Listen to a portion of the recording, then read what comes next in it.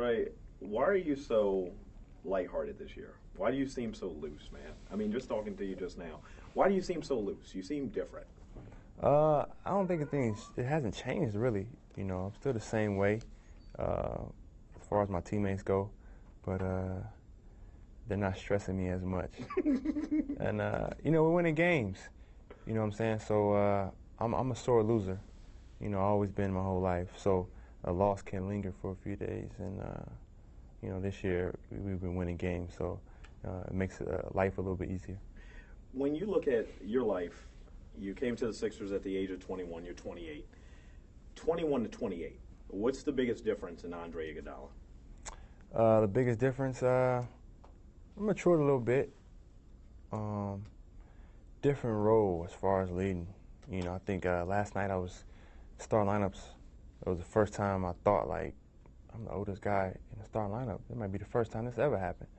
You know, it's kind of weird. You know, so your approach is a little bit different. It's like, all right, I have to do this coming out early. And, like, I gave myself that thought before the game, like, I got to start out a little bit different because I'm with these young guys. So there's different dynamics as far as your mentality. When I look at Andre, when I think about the difference, just a few years ago, and this was you, and you were like, I'm the guy. I'm the guy. It's my team. I'm the guy. Now you don't have to say it. People realize that. Mm-hmm. How do you think that came to be? The wins, first of all. You know, when you're losing, it's like, what's the point of having a team when you can't, you know, when you can't get W's, you know, and for whatever reason, it may be your fault, it may not be your fault, but they're gonna have someone to blame. But I think with this year, we're getting wins. You know, I think my mannerisms has changed a little bit on the court.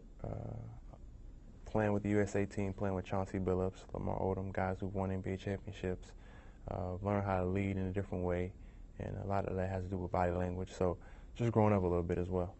The body language. I mean, you have more flair. You've always been, you know, a guy who could deliver dynamite plays, but you have more flair this year than at any point in your Sixers career. Is that something that you just said, I can do this, I can take control of this crowd, or is that something you've always been and it's been waiting to come out? I think I've always had it. It's always come easy to me, but I think I'm in a position now where I'm understanding how my actions can rub off on my teammates. You know, and just having so many different coaches, you know, having to adjust to them, adjust to your teammates, adjust to the crowd. There was always something different every year that I had to adjust to, whether it be, you know, a new star player, a new coach, a new GM, a new president, a new owner. Something was always different. And for the first time this year, we've had some consistency, especially with the roster and our coaching staff. And then we've had a chance to come together as a team in the summer. And that was a good experience for us. So things are coming together for our team as a whole. Things are also coming together for you. I mean, 4 years ago, you averaged nearly 20 points. You didn't make the All-Star team. You led the NBA in minutes. You didn't make the All-Star team. And here you are being talked about as a potential All-Star. Coach Collins said after last night's game it would be a travesty if we don't get somebody to represent the 76ers. Mm-hmm. Do you think your coach should have to go to bat as hard for Andre Iguodala to be an All-Star? I don't think so. Especially with coaches voting, you would hope that coaches know the game and they know how they scout every team. Like, okay, we have to stop this guy tonight in order to win. Okay, we'll let this guy get 20, or we'll let this guy score. He can have a big night, but if we stop this guy, we'll get the win. And you would hope that the coaches put all that into play when they choose the reserves. So it shouldn't have to be that way, but sometimes perception plays a part with some coaches with star power, or, you know, the league. Sometimes it could build a superstar. Like I think the league has so many superstars, you know, guys that the average person wouldn't know. Like non-household names can be superstars in this league, but there's only room for so many, and for whatever reason, that guy is the household name, and that's the guy chosen. With that said, are you a superstar? It depends on your definition of a superstar. You know, some people's definition of a superstar, somebody can go and get 25 points. And I think half the league can do that. And half the league can go out and get 25 points. You give me 25 attempts, I'm going to get 25 points. But in my opinion, I argue all the time, was Scottie Pippen a superstar? And some say no, some say yes. But what he did the year that MJ was out, he led the team in scoring, assists, rebounds, steals, field goal percentage. Like, his impact on the game and on his team was so crazy, even outside the stats. And that's the same impact that I feel like I bring to this team. So, you're saying yes? Oh, most definitely. Most definitely. Just because of I know the game and I know what it's going to take for us to win. Like, one night I might say, hey, Lou, like last night, I said, Lou, I got to guard this dude up and down the court for 48 minutes, man. And their bench is so-so. So our bench is going to have to score for us, come up big for us to win the game. And the second half was a perfect example. I chase this guy around for a 2 for whatever, second half, and Lou comes up big for us in the fourth quarter, and we win the game.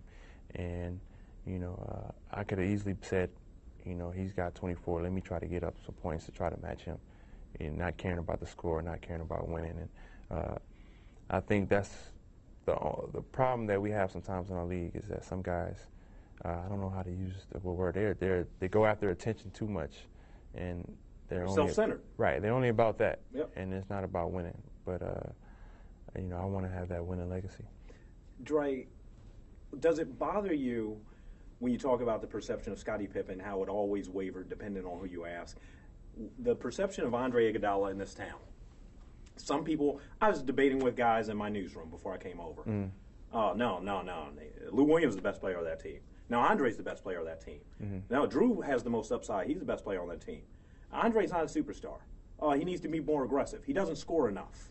I mean, he's a great defender, but he doesn't score. Does it bother you to hear that, for lack of better wording, negativity when people focus on what you don't do instead of focusing on what you do? Not anymore. I think at first it did a little bit, but because I even get it from guys in my camp, like, you can get 20. I've seen you get 30 in the summer league against 10 NBA guys on the court. I've seen you do it, and it's like, well, you got to just look at the position I'm in and the role that I'm placed. My role isn't to go get 25. My role is to pick and choose when I have the ball or what to do with it. Because Drew's still coming along. He's still learning how to be a point guard in this league, which is a tough adjustment. And in my opinion, he's going to be one of the best point guards in this league. But outside of Drew, we don't have a facilitator, a guy who can pass first and still be able to get his. So I kind of have to take on that role with this team, and at the same time, chase around, Joe Johnson, Kobe Bryant, Carmelo Anthony, Dwayne Wade, Kevin Martin, Monte Ellis. The list goes on and on and on. We got so many guys in this league that can score the ball. So that's kind of not taken into account when I'm spoken about. How much was it taken into account last night when you went one-on-one with Kobe, and down the stretch you got several stops? There was no foul call. A couple of years ago, probably that foul's called and Kobe's at the line. How much does it warm your heart to know that's how far you've come in terms of garnering the respect of the officials? Well, it takes time in this league, and we still got a ways to go. I feel like our teams, we still don't get the respect we deserve, but we just got to take it. And like I tell some of the guys who just got in the league, it takes a while to get some calls. You got to win to get calls, and it just takes building. And hopefully we continue this winning tradition, and it'll start happening for us. And lastly, Dre, I mean, there's two sides to every coin. I mean, and I want you to answer this question from the bottom of your heart. Is Andre Iguodala the guy who gave up 24 points in the first half to Kobe Bryant? Because that's the way people who don't know the game see the game. Or is he the guy who only gave Kobe Bryant 4 points in the second half and still held him below his season average? Is he the guy who leads the Sixers in assists? Or is he the guy who has to pass because he cannot score? Is he the guy who averages 13 points a game because that's all he can average? Or is he the guy who averages 13 points a game because he's trying to work his teammates in so they can be a part of the team's success overall. In the two-sided coin of Andre Iguodala, what should people know? Probably one of the most smartest, unselfish basketball players in the league.